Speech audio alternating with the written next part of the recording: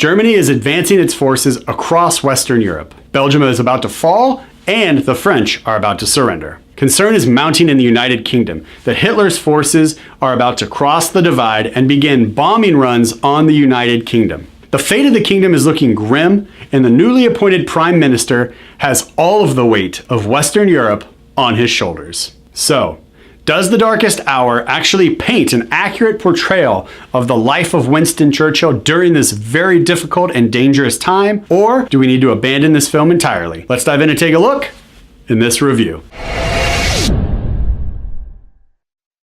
This is the third film in a year's time that examines the events leading up to, beyond, or singularly, Dunkirk in World War II. Two of these three films examine the appointment of Winston Churchill as the new Prime Minister, and one of the films simply examines what life would have been like on the beaches of Dunkirk. All three of these films, Churchill, Dunkirk, The Darkest Hour, each of those three deliver the story in a unique and fresh perspective, and because of that, each one is equally enjoyable. And I can say that because I have seen and reviewed all three of these films. Gary Oldman deserves all the high praise that he is receiving for his portrayal of Winston Churchill in The Darkest Hour. He delivers his role in a complete transformation, similar to what we would come to expect from someone like Daniel Day-Lewis, who is completely immersed in the role they're playing. Gary Oldman completely does a 180 and delivers such an incredible and dynamic performance that as you're watching the movie, you may not even realize it's him. This film decided to explore the more human and personal side of Winston Churchill. And this was no easy task because the parties that were already in leadership were already questioning his ability to be a leader before he accepted the role of Prime Minister from the King. It's made clear at the very beginning of the film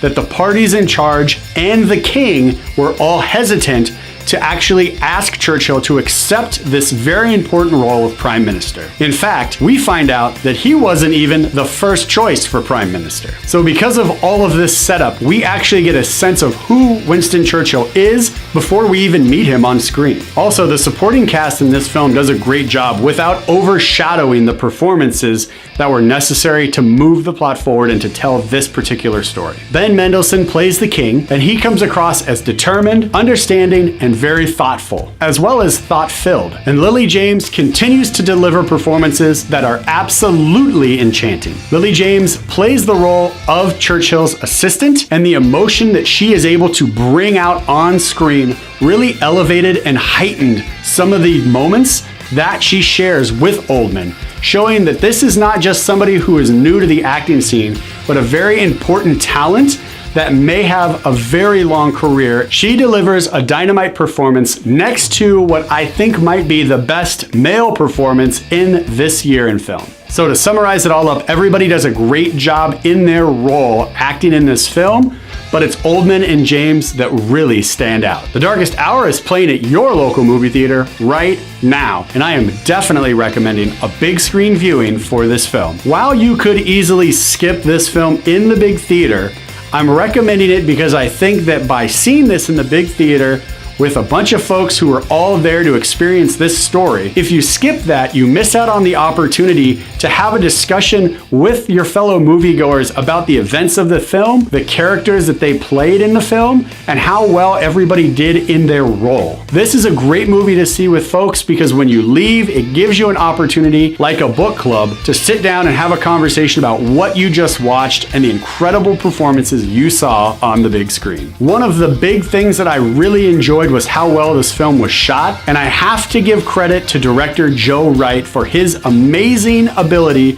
to see the story in his mind and then deliver that to us on the big screen. There are so many shots in this film where the camera zooms back slowly or zooms in quickly, and just how there's just different framing for when people are in a room by themselves just talking, the color palettes that they use to help make the scene more dynamic. Everything about the cinematography in this film I thought was very well done. While the cinematography in this movie wasn't the best I've seen all year, it is definitely up there as a film that I will remember because of how well it was done by Joe Wright and his team. This film looks great, and again, the color palettes that they use in certain scenes to help drive the story forward were just top-notch, A-level quality. This is definitely a dramatic film that looks at the human experience and examines what it's like to be alive as a person and to be fallible, to be passionate, to be determined, to have intelligence, to be caring, and so much more. So much of the human experience is delivered on screen by all these great actors that really paints a great picture for us as the movie-going audience about what would it be like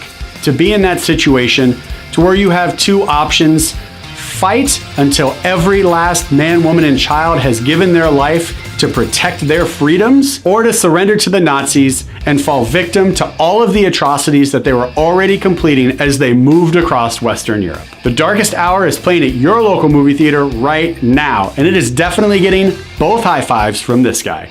Check it out.